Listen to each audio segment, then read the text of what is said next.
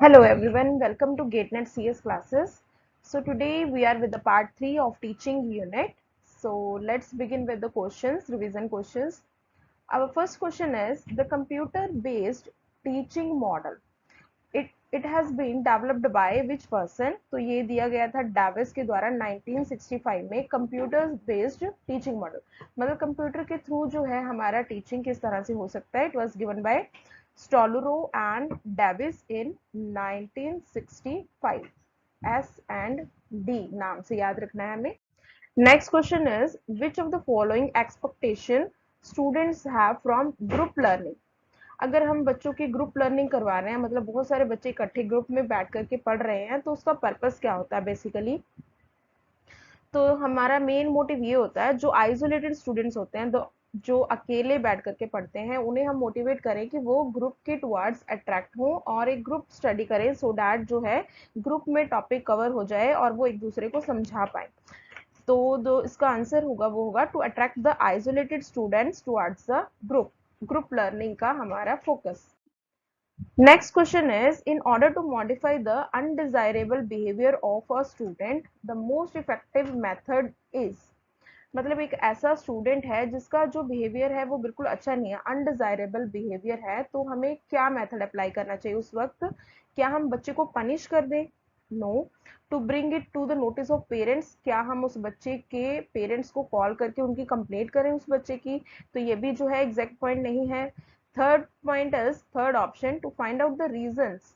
क्या रीजन थे जिसकी वजह से बच्चे ने अनडिजायरेबल बिहेवियर जो है वो बिहेव किया था, और उसके रेमेडीज क्या है, उसका सोल्यूशन क्या है, किस तरह से हम चेंज कर सकते हैं. या फिर हमारा फोर्थ ऑप्शन है हम डायरेक्टली उसे इग्नोर कर दे उस बात को कि बच्चे ने अनडिजायरेबल बिहेवियर जो है वो कंडक्ट किया था क्लास में. तो इसका हमारे पास एग्जैक्ट आंसर होगा ऑप्शन नंबर 3, कि हम पहले तो रीजन फाइंड आउट करें और उसे सॉल्व करने की कोशिश करें, बच्चों को समझाएं. तो option number C is the correct answer. Next question है question number 4, in which university, किस यूनिवर्सिटी में माइक्रो टीचिंग सिस्टम जो है वो स्टार्ट किया गया था 1961 में. मतलब micro teaching is a method जिसमें हम कुछ, मतलब पूरी की पूरी क्लास को नहीं पढ़ाते, एक ग्रुप ऑफ स्टूडेंट्स को बैठा करके एक टॉपिक पढ़ाया जाता है, सो दैट जो है उस ग्रुप में जितने बच्चे हैं वो अच्छी तरह उस टॉपिक को अंडरस्टैंड कर पाए. तो 1961 में किस यूनिवर्सिटी ने इसे फॉलो किया था? तो जो स्टैनफोर्ड यूनिवर्सिटी था हमारा, उसने जो है माइक्रो टीचिंग सिस्टम जो है वो अप्लाई किया था 1961 में सबसे पहले. Next question is the correct meaning, मतलब हमें एक्सपेंशन करनी है, फुल फॉर्म करनी है CAI की. तो इसका हमारे पास फुल फॉर्म होता है, C का मतलब होता है computer, A stands for assisted, next I stands for instruction. So this is the full form for CA and I. Computer के थ्रू जो हमारा टीचिंग लर्निंग मॉडल होता है उसमें ये हेल्पफुल रहता है CAI, computer assisted instructions. Next question is man is born free but everywhere he is in chains. This is the statement given by, किसने ये स्टेटमेंट दिया था कि मैन जो है वो बॉर्न फ्री, फ्रीली बॉर्न होता है, बट कहीं ना कहीं वो सोशली एक चेन में बंधा रहता है. तो ये स्टेटमेंट किसने दी थी? It was given by Jean Jacques Rousseau. So this is the statement given by G.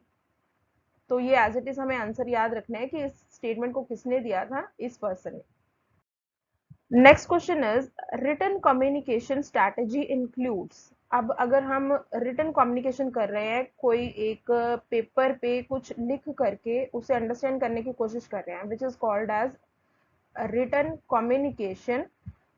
तो इस स्ट्रैटेजी में हम किस चीज को इंक्लूड करेंगे? क्या हम यहाँ पे एल्गोरिदम्स लिखते हैं, मतलब प्रोसीजर लिखते हैं, स्टेप्स बनाते हैं किसी प्रोसीजर के, या फिर डिसीजन टेबल होता है, फाइनल जो हमारा डिसीजन टेबल है, जो कंक्लूजन आउटपुट होगी वो होगी. तो यहाँ पे हमारे पास दोनों ही चीजें इंक्लूड करते हैं, मतलब option A and B both will be included in written communication. पहले हम प्रोसीजर बनाएंगे उसका, देन फाइनल कंक्लूजन जो है डिसीजन टेबल है वो भी लिखेंगे उस पर.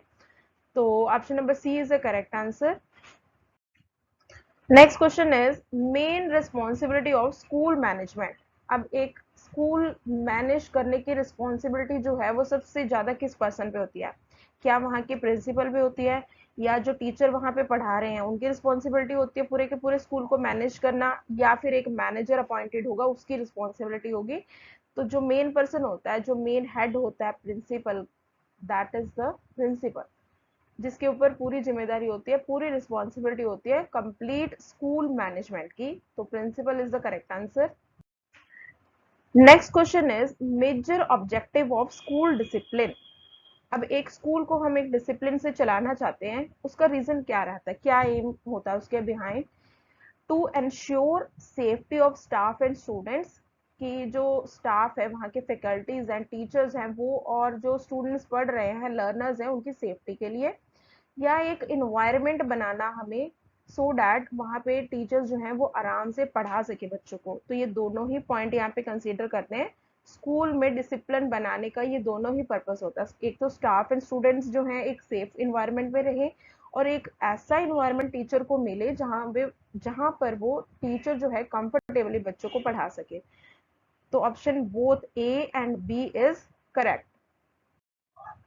Next question is at primary level. At primary level, teacher taught ratio was 1:39।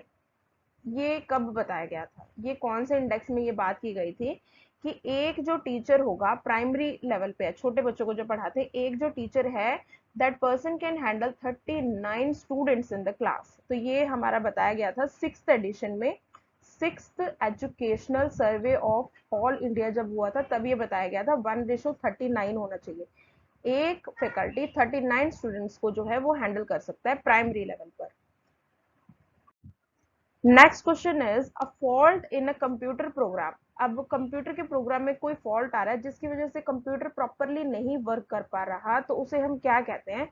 उसका जो टर्मिनोलॉजी है कंप्यूटर में वो है बग, उसको बोलते हैं हम लोग बग।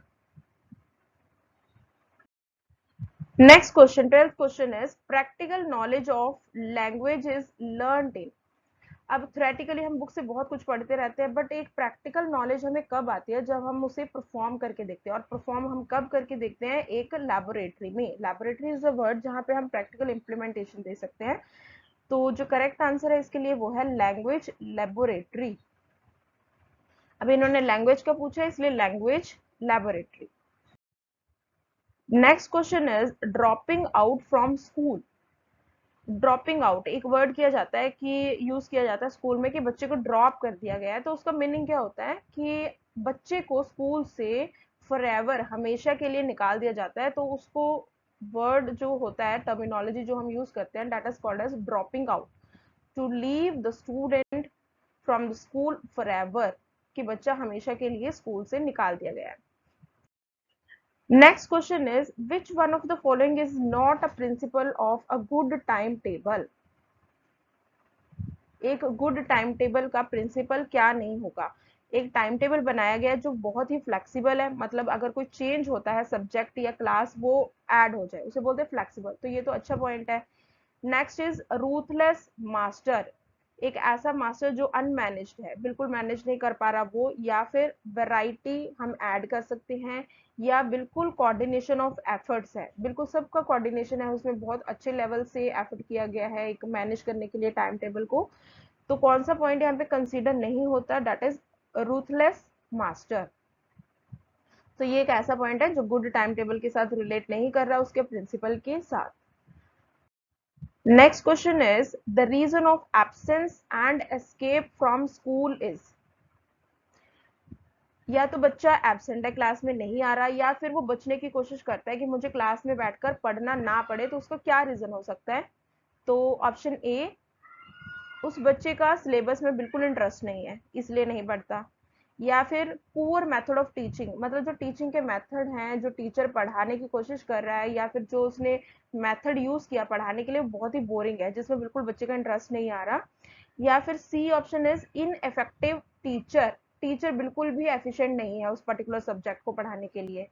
तो ये तीनों ही ऐसे पॉइंट हैं जिसकी वजह से बच्चा अपना इंटरेस्ट लूज कर सकता है पढ़ाई में। बच्चे जो है वो कंटिन्यूस एब्सेंट रह सकता है या फिर एस्केप होने की कोशिश करेगा स्कूल से कि पढ़ना ना पड़े। तो all of the above is the correct answer. So today we have covered again 15 questions. हमने already भी 2 parts cover किए हैं. You can easily find the link in our playlist. And furthermore हम और भी जो MCQs है वो रिवीजन के लिए कोशिश करेंगे कवर करें. So thank you so much for your time. Do like and subscribe करें. सब्सक्राइब करने से आपको फर्दर जो भी नोटिफिकेशन आएगी वो आपको रीच करेगी, और हम कोशिश करेंगे कि सारे के सारे यूनिट्स ही हम कवर करें पेपर 1 के लिए एंड पेपर 2 के लिए, कंप्यूटर साइंस के लिए. And you can easily post your doubts in the comment section also. तो हम लोग जल्द से जल्द उसका रिप्लाई करने की कोशिश करेंगे. Thank you so much for your time again.